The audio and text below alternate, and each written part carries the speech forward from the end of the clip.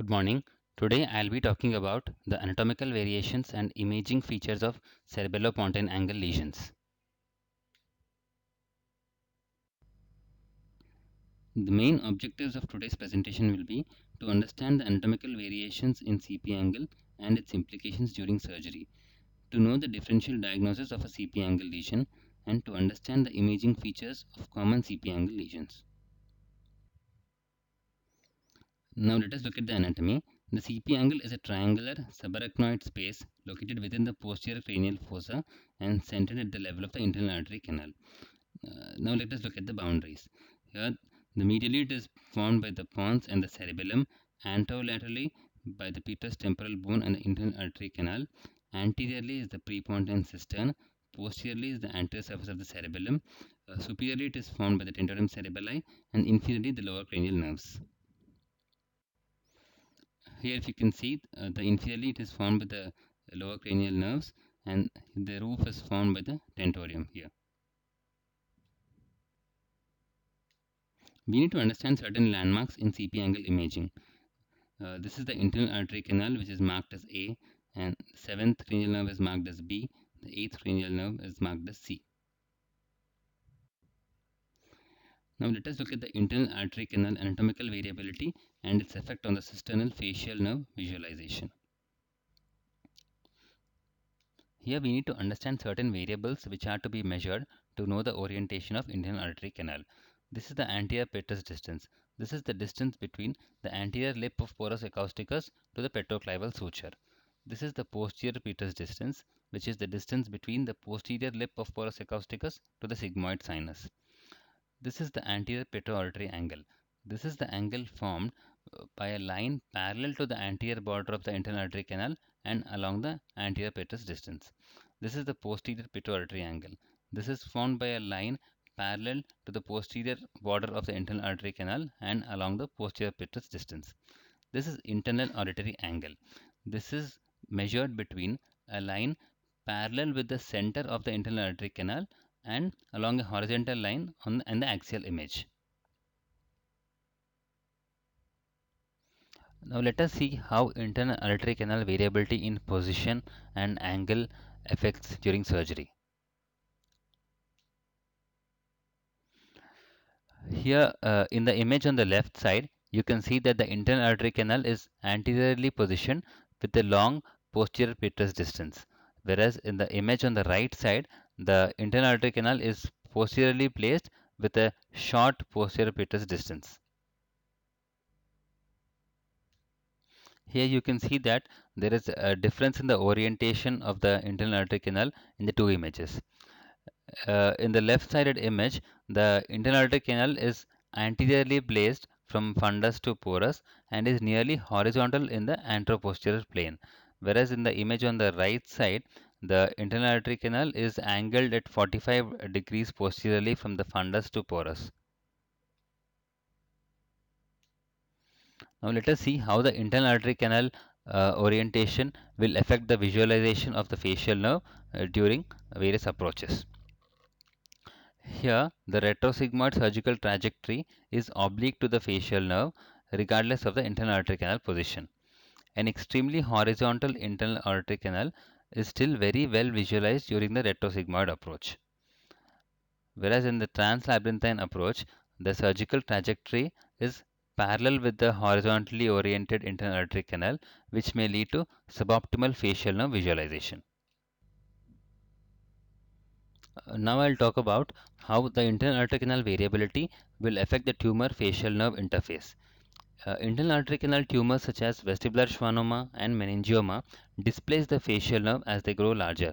Therefore, dissection of the tumor of the facial nerve is the most critical portion of the surgery. The length of the contact of the tumor with the nerves has also been noted to be a very important determinant in hearing outcomes during resection. Here we should note that in anteriorly placed internal artery canal, the facial nerve and the tumor interface is more, whereas in the posteriorly placed internal artery canal, the facial nerve and the tumor interface is small. Here you can see that the internal artery canal is positioned posteriorly with a short posterior petrous distance and angled posteriorly with a large internal artery canal. So here the tumor growth is directed posteriorly into the medial cerebellar peduncle. The facial nerve originates from the brainstem near the anterior aspect of the tumor and has a relatively short course along the anterior aspect of the tumor into the internal artery canal. So there is relatively large posterior surface of the tumor without the facial nerve contact. Whereas in the image on the right side, you can see that the internal artery canal is positioned anteriorly with a long posterior petrous distance and with a small internal artery canal. The tumor growth is directed anteriorly into the pons. Here the facial nerve originates from the brainstem near the pontomedullary junction. And despite the small size, the facial nerve has a very long course along the medial and anterior aspect of the tumor. There is relatively a very short posterior surface of the tumor without the facial nerve contact. Anatomical variations of CP angle. High riding jugular bulb. What is jugular bulb? It is the connecting link between the sigmoid sinus and the internal jugular vein. The upper extremity of the bulb is rounded and it is termed as the dome of the jugular bulb. High riding jugular bulb. It is defined as the upper limit of the bulb superior to the most inferior margin of the basal turn of the cochlea. What are the surgical implication in this? It carries a risk of significant bleeding and reduces the exposure of the CP angle.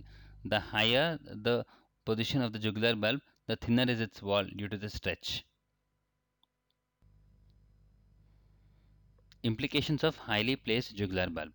If a highly placed jugular bulb is not diagnosed before a retrosigmoid approach of the posterior fossa, this can lead to a significant and life-threatening bleeding if the venous wall is unintentionally opened during the drilling of the posterior wall and the inferior margin of the internal artery canal.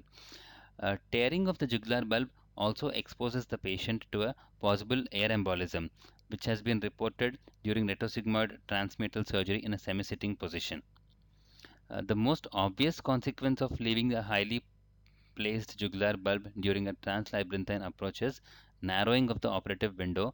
Thereby, it precludes the exposure of the inferior compartment of the CP angle and the elements of the internal artery canal. Management of highly placed jugular bulb. The bulb, together with the surrounding periosteal layer, is dissected from its wall, pressed downwards, and kept in place using a large piece of Surgicel and bone wax. In order to obtain enough retraction, gentle coagulation of the jugular dome is done with a bipolar forceps, then protecting the bulb by the combination of Surgicel and bone wax. Manipulation of the bulb is a risky procedure because of the possible bleeding and injury to the lower cranial nerves. Therefore, an upward extradural retraction of the temporal lobe is done, thereby changing the angle of approach in a look-down manner. The retrosigmoid approach is an alternative if the jugular bulb does not reach the floor of the internal artery canal, but this route is not suitable if the dome of the jugular bulb rises above this landmark. Another alternative is the use of a park bench position. In such cases, allows a mostly upward look of the internal artery canal. Here the diagram on the left is the posterior view of the venous channel, and here this is the corneal cut of the petrous bone at the level of the internal artery canal and the CP angle filled by the tumor. This is the translambden route and it shows the difficulty to control the lower pole of the tumor. Here, it is obstructed by the highly placed jugular bulb. Here we can see the close proximity of the inferior margin of the internal artery canal with the highly placed jugular bulb. Here we can see the maneuver of gentle downward retraction of the jugular dome with the spatula, and here we can see a drilling of the bony shelf overlying the bulb. Here this is the posterior view of the sinus and the corneal cut of the petrous bone at the level of internal artery canal and the CP angle. In this situation, the bulb has been shifted downwards and wedged in its remnant bony channel. Here we can see there is a good exposure of the inferior pole of the tumor. The downward retraction of the jugular bulb here allows the identification of the cochlear aqueduct, which is a reliable landmark for the identification of the lower cranial nerves once we have removed the dura. Anteriorly located sigmoid sinus. An anteriorly located sigmoid sinus limits the amount of space for a post-oral approach to the mastoid antrum. The anteroposterior space between the most anterior aspect of the sigmoid sinus and the posterior wall of the external aortic canal is significantly reduced. Therefore, prior to undertaking mastoidectomy, it is very important to study the location of sigmoid sinus to avoid unnecessary injury. The sigmoid sinus is a venous space between the endosteum of the occipital bone and the dura, and it possesses an endothelium lining without valves or muscle in its wall. The sinodural angle here is formed at the junction of the sigmoid sinus and the superior petrosal sinus.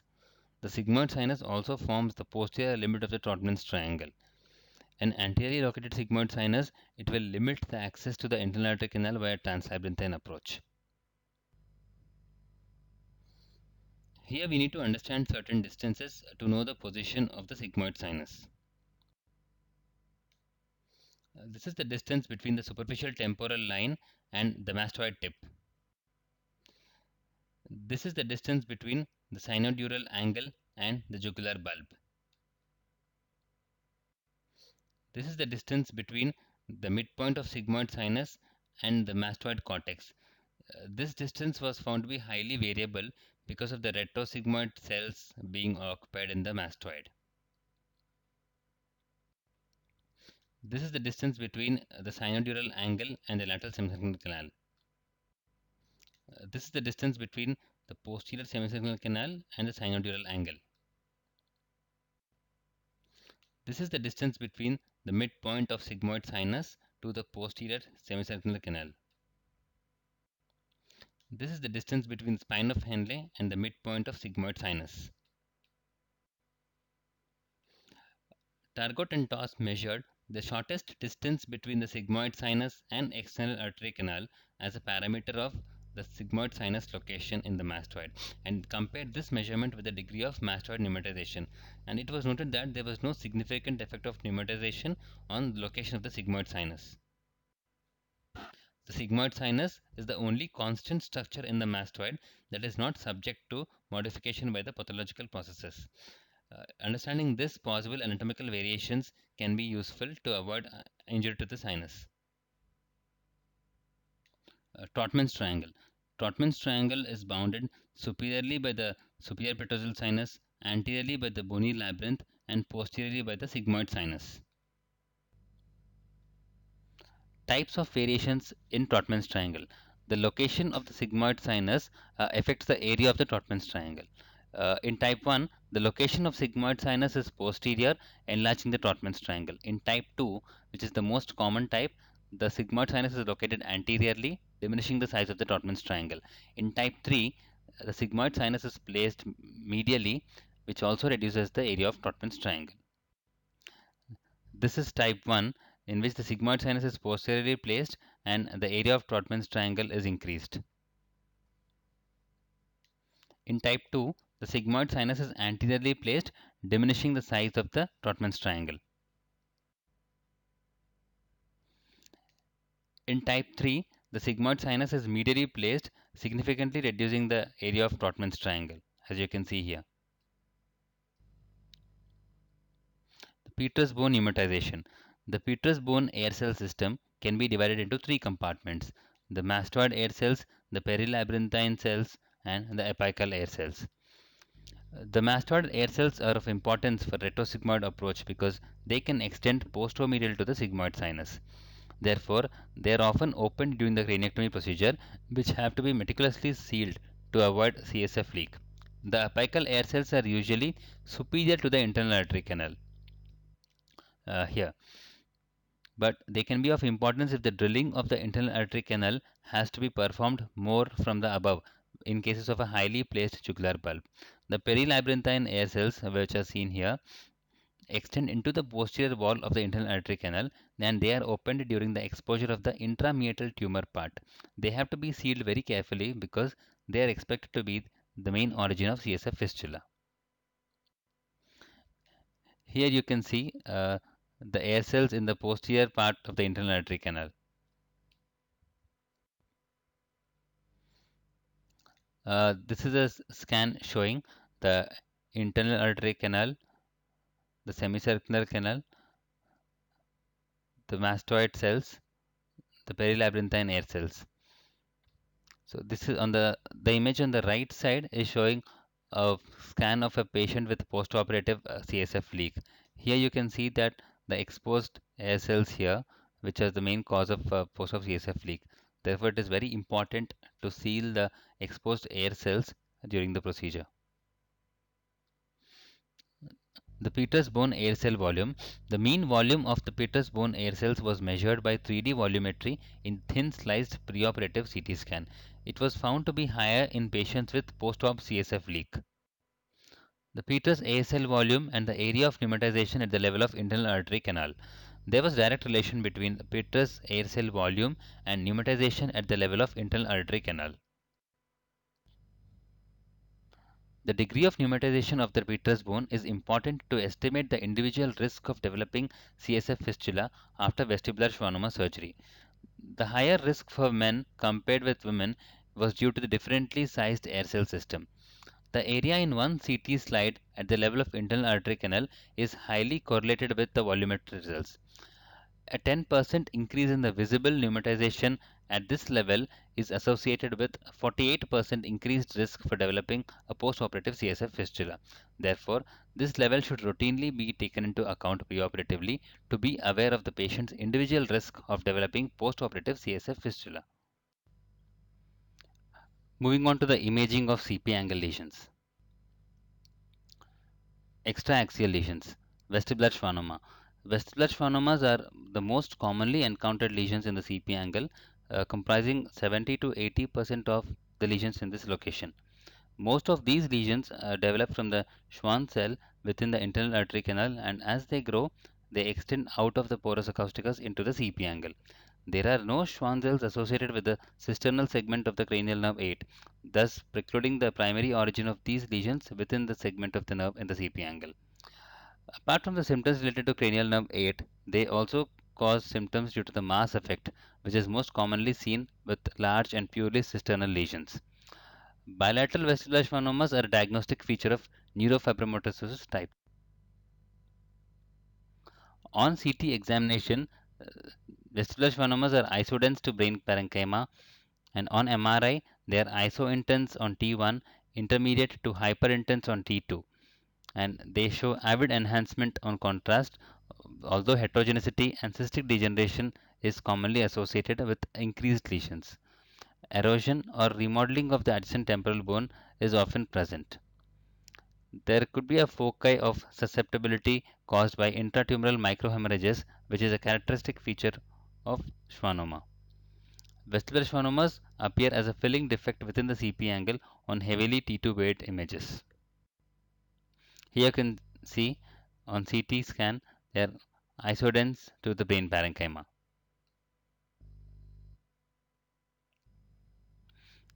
There are three types of enhancement patterns: homogeneous enhancement, heterogeneous enhancement, and central cystic change without enhancement.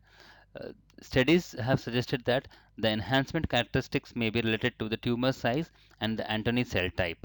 Small vestibular schwannomas often comprise Antony type A cells and demonstrate homogeneous enhancement. The larger lesions, greater than 2.5 centimeters, often demonstrate heterogeneous enhancement and are more often Antony type B cells or a mixture of Antony type A and type B. T2 hyperintense signal in the dorsal brainstem is another imaging feature that can be seen with vestibular schwannoma, and this could be due to the degeneration of vestibular nucleus.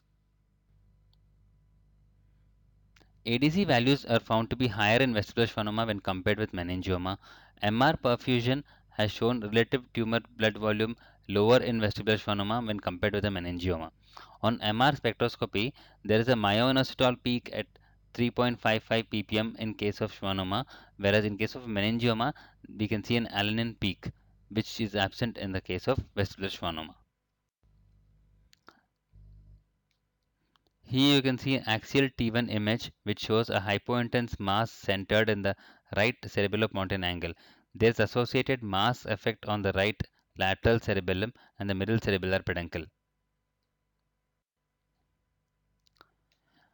Here you can see an axial T1 post-contrast image. It shows a heterogeneously enhancing extraaxial mass with a centered non-enhancing lesion, with mass effect upon the right pons and the middle cerebral peduncle and distortion of the fourth ventricle. Axial gradient echo image demonstrates a heterogeneous signal within the mass with multiple regions of susceptibility artifact from hemosiderin deposit. This is secondary to the prior microhemorrhage. The mass also widens the right porus acousticus, as you can see here. This is another image showing bilateral CP angle lesions. Here you can see the classical ice cream cone appearance, where the which cone is formed by the intrameatal part and the ice cream is formed by the cisternal segment. This is another T1 weight image showing a broad dual base lesion consistent with a meningioma. These are the images belonging to a single patient. Here you can see a vestibular schwannoma, a trigeminal schwannoma, and multiple meningiomas, which are characteristic of neurofibromatosis type 2.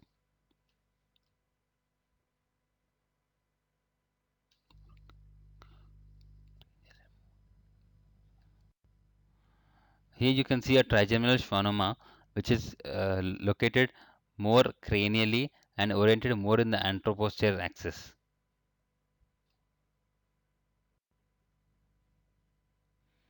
Uh, this is an image showing a facial nerve schwannoma. Here you can see an axial T1 post contrast image which is showing a well marginated lobular enhancing mass. It is expanding the internal auditory canal. Proximally it is growing along the 6th, 7th nerve into the CP angle cistern, and distally it is growing into the labyrinthine and geniculate ganglion segments of the facial nerve canal. Meningioma. Meningiomas are most common intracranial extraaxial masses, and they are the second most common mass found in the CP angle. Histopathologically, meningiomas are derived from the arachnoid meningoepithelial cells. Within the CP angle, meningiomas most often arise from the posterior petrous dura. Meningiomas extend into but do not enlarge the porus acousticus. Hyperostosis is more common than bony erosion. On CT, meningioma appears as a hyperdense mass with occasional calcification. Subtle hyperostosis of the petrous temporal bone helps in the diagnosis. On MRI, they appear as a dural-based extraaxial lesions, iso-intense to cortex on the T1 weight image with intense enhancement. Enhancing dural tails are often seen, which are due to the reactive changes rather than a neoplastic process. The relative tumor blood volume is found to be higher in meningiomas than in vestibular schwannomas. An alanine peak and elevated glutamine peak is seen with meningioma on MR spectroscopy. Microhemorrhage on gradient echo helps in distinguishing vestibular schwannoma from meningioma.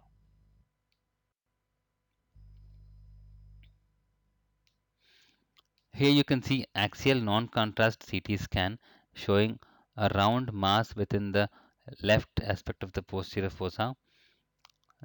Central coarse calcification can be seen. The mass is slightly hyperdense to the adjacent brain parenchyma, and the associated mass effect on the pons and cerebellum. Here you can see a bone window where there is subtle hyperostosis of the temporal bone posterior to the internal artery canal. Axial fat suppressed T2 weight image shows a clear-cut demarcation between the mass and the adjacent brainstem and cerebellum. There is extension of this mass through the porus acousticus into the internal artery canal, as you can see here.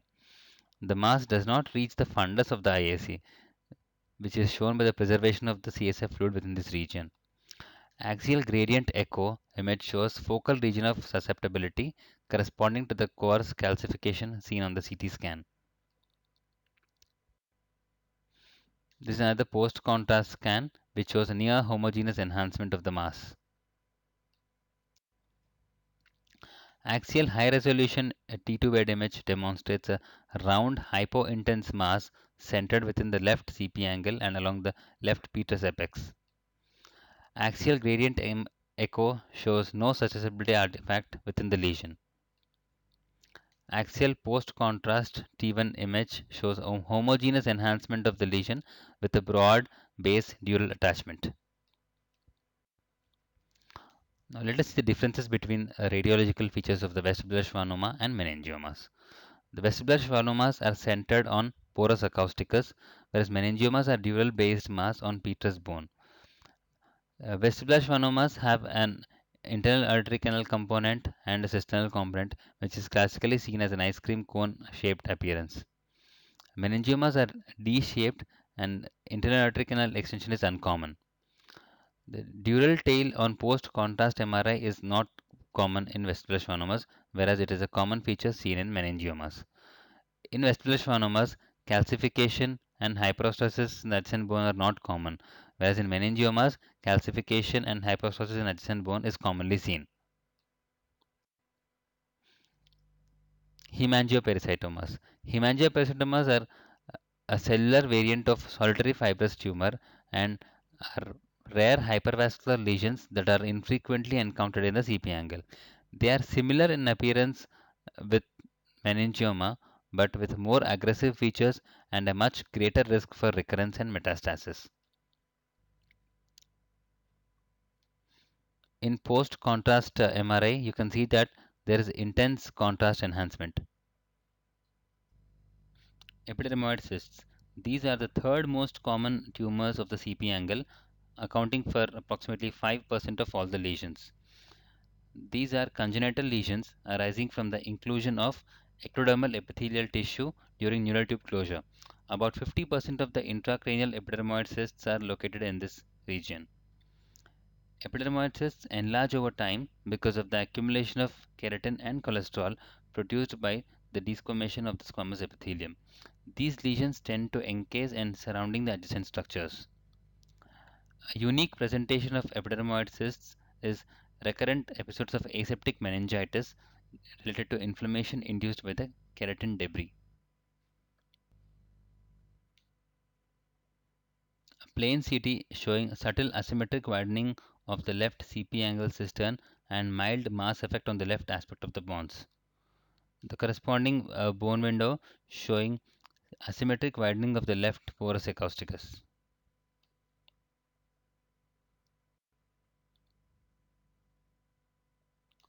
Here on axial high resolution 3D T2 image which shows asymmetric expansion of the left aspect of the CP angle cistern. An axial diffusion weighted image showing the characteristic restricted diffusion here if you can see. Axial fluid attenuated inversion recovery image demonstrates heterogeneously increased signal within the CP angle cistern and the prepontine cistern here. There is subtle extension into the porus acousticus.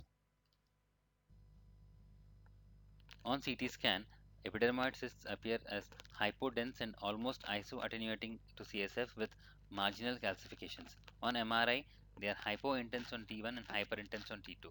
FLAIR images are useful in distinguishing these from CSF, normally located in the CP angle, as signal is incompletely suppressed in an epidermoid cyst. The characteristic imaging feature is the presence of restricted diffusion. This is not only useful in initial evaluation but also of high utility in the postoperative patient for the evaluation of residual tumor.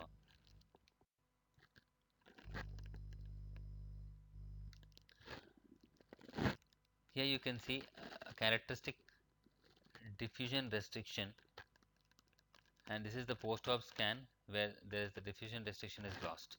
This is useful in the post-op evaluation to see for the residual tumor.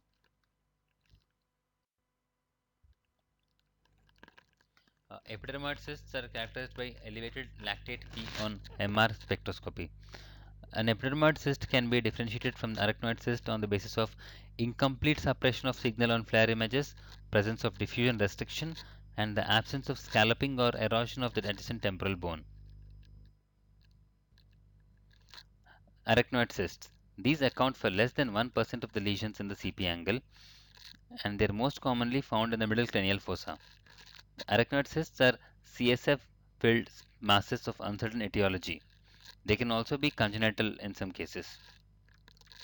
They are usually incidentally found on imaging but can be associated with cranial nerve symptoms caused by the mass effect. The posterior fossa and CP angle arachnoid cysts may result in brainstem and cerebellar compression, suboccipital headaches, tonsillar descent, and syringomyelia. Arachnoid cysts displace the adjacent structures and scallop adjacent bones, whereas an epidermoid cyst encases the adjacent structures. Arachnoid cysts are isotoniating to CSF on CT but can be identified by asymmetric enlargement of a CSF space. Arachnoid cysts follow CSF intensity on all MR sequences. Differentiation from epidermoid cysts is made by the complete absence of signal on FLAIR images and by lack of diffusion restriction.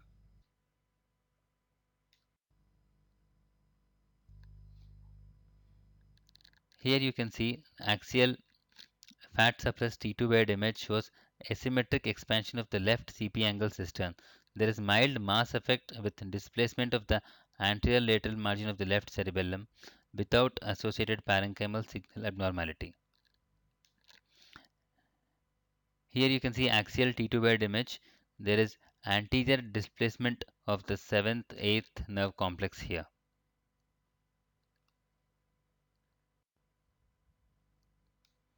Here you can see there is no diffusion restriction on DWI.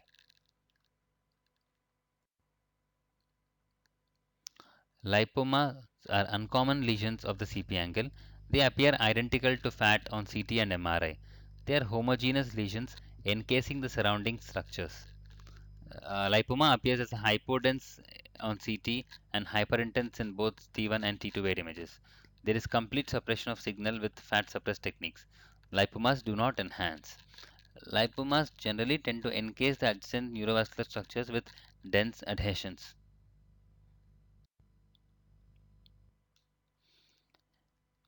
An axial T1 unenhanced image shows a hyperintense nodule at the fundus of the left internal artery canal, which is consistent with the lipoma. Metastasis. Metastasis in CP angle should be considered in a patient with a known primary malignancy presenting with posterior fossa or cranial nerve symptoms. They may arise from the brain parenchyma, temporal bone, or the meninges. Less than 1% of the tumors in this location account for metastatic lesions. The most common primary malignancies to involve this region include breast, lung, melanoma, thyroid, renal, and prostate cancers.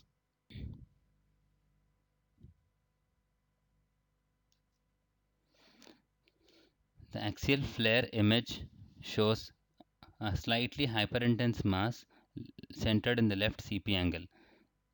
There is significant mass effect on the brainstem and cerebellum with associated hyperintensity related to the edema.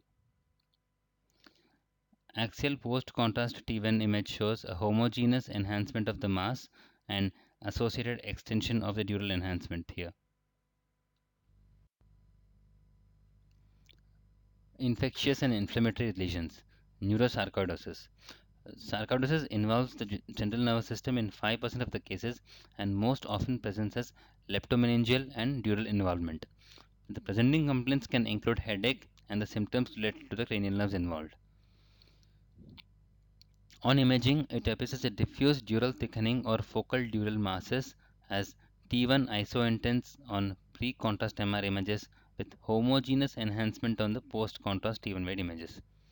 Typically, there is associated T1 hypointensity which may lead to differentiate sarcoidosis from other differentiating considerations.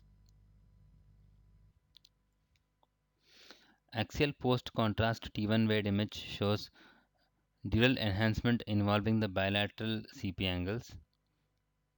There is also enhancement of the intercanalicular segment of the cranial nerve 7-8 complex. Tuberculosis affecting the CB angle is rare. Central nervous system tuberculosis most often manifests with basilar enhancement. Clinical presentation and imaging features are non-specific, and the diagnosis should be considered in patients with risk factors for the disease. Skull-based lesions. Cholesterol granuloma. Cholesterol granulomas are expansile lesions of the petrous apex that may grow large enough to affect the adjacent structures in the CP angle. These result from the obstruction of the petrous apex air cells with resultant repeated hemorrhage and inflammation, leading to the gradual lesion expansion with bone remodeling and resorption. On CT, cholesterol granulomas appear sharply marginated lesions with bone remodeling occurring in the temporal bone with density similar to that of brain parenchyma. On MRI, cholesterol granulomas shows central heterogeneous hyperintensity on T1 and T2 weight images within lesions caused by repeated hemorrhage with peripheral hypointense signal.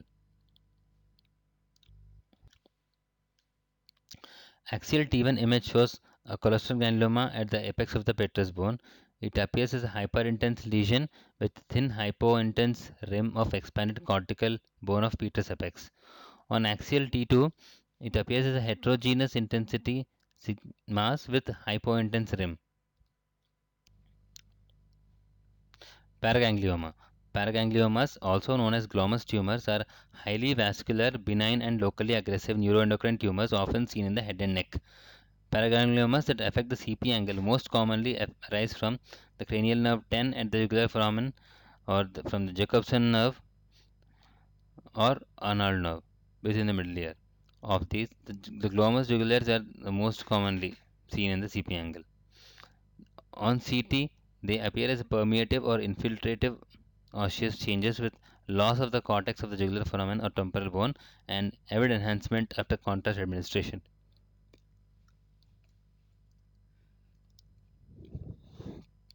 MRI shows a hypervascular soft tissue masses with a salt and pepper appearance related to linear and serpiginous flow voids and regions of T1 hyperintensity from interlesional hemorrhage, often with prominent draining veins.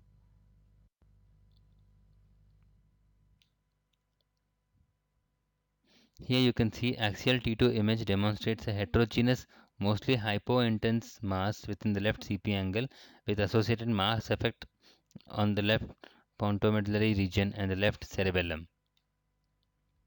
Axial post-contrast T1 image shows avid enhancement of the lesion as well as enhancement within the left middle cavity.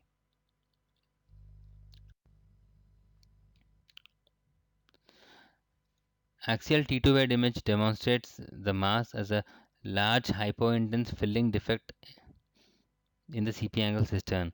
Note that the preserved fluid signal in the cochlea and vestibule, although fluid signal is completely lost in the left internal artery canal.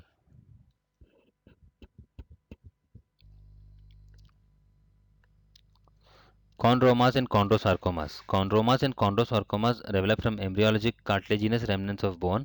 Lesions that affect the CP angle arise from petroclival and spheno-occipital synchondrosis. On CT, chondromas and chondrosarcomas are usually hypodense because of the hyaline cartilaginous components and often have internal calcifications. There may also be associated destruction of the adjacent bone. On MRI, the characteristics are related to the hyaline cartilage within these lesions, with hyperintense signal on T2 image and hypointense on T1 image. There is relatively little enhancement due to the hypovascularity of the lesion. Here, if you see axial T2 image showing chondrosarcoma with mass effect on the pons and the fourth ventricle. Axial T1 image shows a skull-base pedicle.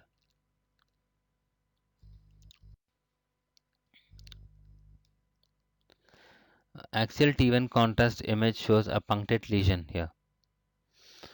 An axial CT shows an eroded petro-occipital synchondrosis, which represents the cartilaginous origin of chondrosarcoma.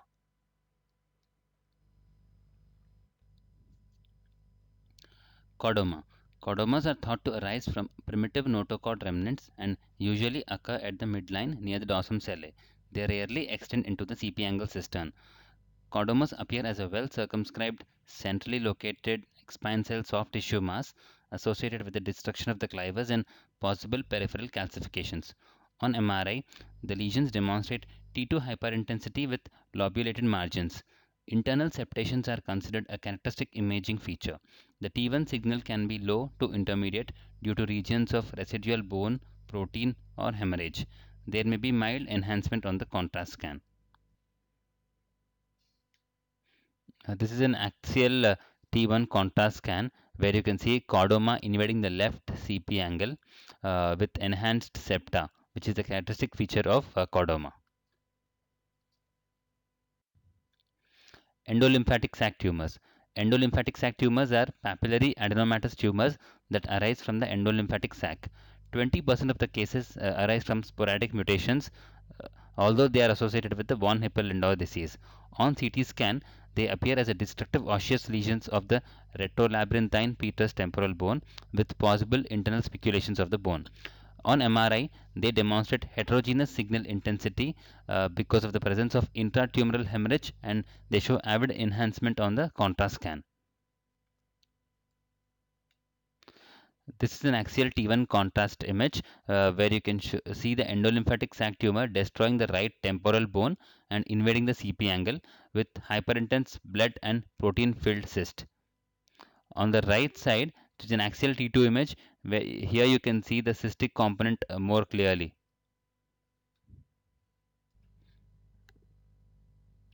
Petrous apicitis. Petrous apicitis refers to an inflammatory process centered in the petrous apex of the temporal bone, often resulting as a sequelae of otitis media and osteomastoiditis. Clinically, cranial neuropathy is seen.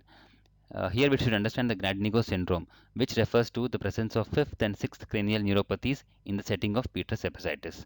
On CT, petrous apicitis demonstrates destructive changes of the petrous apex with imaging features of otitis media such as middle ear effusion. On MRI, there is intense edema and inflammatory changes and enhancement in the petrous apex, which may or may not be pneumatized. In the Gradnigo syndrome, enhancement may also be seen along the fifth and sixth cranial nerves. The image on the left side is an axial T1 image which shows an irregular lesion at the tip of the petrous apex. The right-sided image is a contrast scan which shows a right apex petrositis with enhancing lesion along the cranial nerves 5 and 6. Now let us see intraaxial lesions. Glioma. Brainstem gliomas may asymmetrically expand the brainstem and extend into the region of the CP angle cistern, sometimes with a pedicle. The imaging features are non-specific. On CT, a hypodense mass with variable enhancement is seen. On MRI, T2 hyperintense intraaxial lesion is seen with surrounding edema. Enhancement is variable depending upon the grade of the tumor. This is an axial T1 contrast scan. You can see a glioma in front of the pons with central enhancement. Choroid plexus papilloma. Choroid plexus papillomas arise from the neuroepithelial cells of the choroid plexus.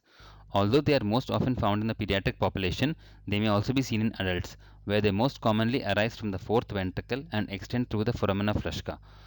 On CT scan, choroid plexus papillomas are hyperdense with possible cysts and associated calcifications. They appear irregular T2 hyperintense and T1 isointense masses with intense enhancement on the MRI scan. Hydrocephalus may be seen on both CT and MRI because of CSF production from the tumor and also from the obstruction of the fourth ventricle. This is an axial T2 image which shows CP angle lesion extending through the foramina flusca. The right-sided image is an axial T1 contrast image which shows intense enhancement of hypervascularized tumor. Lymphoma. Lymphoma may be either intra or extraaxial in the CP angle region and may also present as a leptomeningeal disease. Parenchymal lymphoma usually demonstrates iso to hyperattenuation on CT with enhancement. On MRI, lymphomas are T1 hypointense with enhancement. 75% of lesions demonstrate a T2 hypointense signal because of the high cellularity of the tumor. Restricted diffusion is also often seen because of the high cellularity. On MR perfusion, it shows a low cerebral blood volume because of the low vascularity of the lesions. The left-sided image is an axial T1 contrast image. Here you can see a round lymphoma which mimics a schwannoma. The right-sided image is an axial T2 image where you can see the narrowing of the cisterns with extensive edema, suggestive of an intraaxial tumor. Hemangioblastomma. Hemangioblastomas are benign vascular intraaxial lesions often located in the cerebellum. These lesions are often associated with VHL, but 25% of these lesions can be sporadic. On CT scan, a well circumscribed homogeneous hypodense cystic mass with an enhancing mural nodule is often seen. Hemangioblastomas can also appear as a solid mass without a cystic component. On MRI, the cystic component is similar in intensity to the CSF, although it demonstrates slightly increased signal and incomplete signal suppression on the FLAIR images. The nodule is hypointense on T1 image and is hyperintense on T2 image and demonstrates intense enhancement. The high vascular nature of this mass is readily identified on angiography with the demonstration of a tumor blush. This is an axial T2 weighted image with fat suppression. Here you can see a heterogeneous T2 hyperintense mass centered in the right cerebellum. You can also see a linear T2 hypointense foci which are consistent with the phlovoids.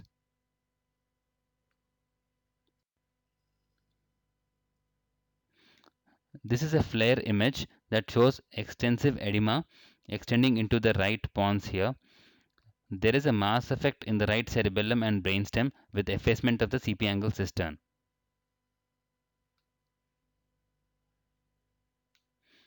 This is an axial post-contrast T1 weighted image. Here you can see a large heterogeneously enhancing mass. Ependymoma. Ependymomas are tumors that arise from ependymal cells or ependymal rests. They are found along the neuraxis, although two-thirds of the tumors are found in the posterior fossa. Ependymomas usually arise in the fourth ventricle and extend into the CP angle, although they can also arise directly from within the CP angle. Extension of a fourth ventricular ependymoma through the foramen of Lashka is seen more commonly than with the choroid plexus papilloma. Ependymomas appear as irregular lobulated masses on imaging that conform to the shape of the ventricles and cisterns. They may have a cystic component with regions of necrosis and calcifications on CT scan. They are iso to hypointense on T1 weighted image and hyperintense on T2 weighted image and demonstrate irregular enhancement. Hydrocephalus is commonly seen with these lesions. The left-sided image is an axial T1 contrast image where you can see a heterogeneously enhancing ependymoma with lobulated multicystic components. You can also see the invasion of internal aortic canal here. The right-sided image is a coronal T2 image where you can see a mass effect on the brainstem. This is a slide showing the summary of the features of various CP angle lesions which we have discussed.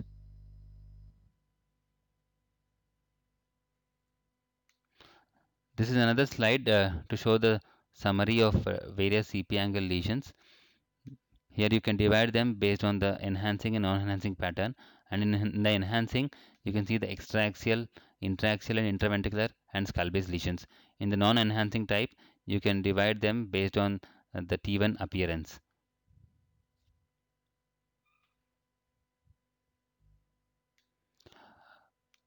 Hope I was able to convey the radiological features of various CP angle lesions and the anatomical variations.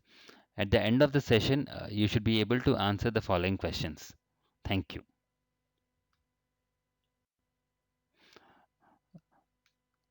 These are my references.